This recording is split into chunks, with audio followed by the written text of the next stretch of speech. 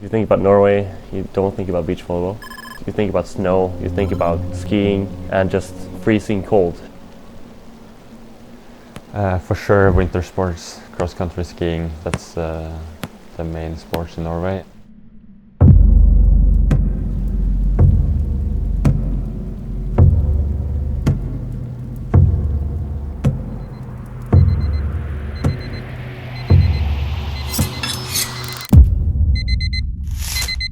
Yeah, the first thing I do when I wake up in the morning is to have a good breakfast, kind of relax in my mind. I start to think about the practice and the way I can become a better beach volleyball player. You have to work on the details because there's so many skills and things you have to overcome as a beach volleyball player. You have to be mentally prepared for every practice, be the best you can be. The hard thing about traveling around the world all the time is to stay away from family and friends. You kind of have to sacrifice that part to be the best because the weather here is terrible to play. So you have to go away. Last year we were traveling 270 days away from home. You have to do it if you want to be the best. Just because you're from Norway doesn't mean you can't become the best in the world. It may be cold, we might not have the beaches, we might not have the environment. But as long as you're dedicated, you can do whatever you want. I think we have a big variety of seasons in Norway. We have all of them for sure. I think you have the whole package here. I think that's also why people love it so much. We follow the summer when we play tournaments.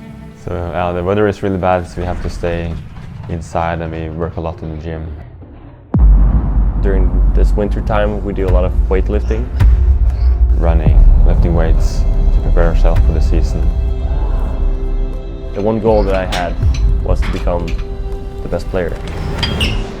That has been driving me through a lot of practices and I've made a lot of sacrifices. Now in the end I'm living the dream and I would never have changed my life.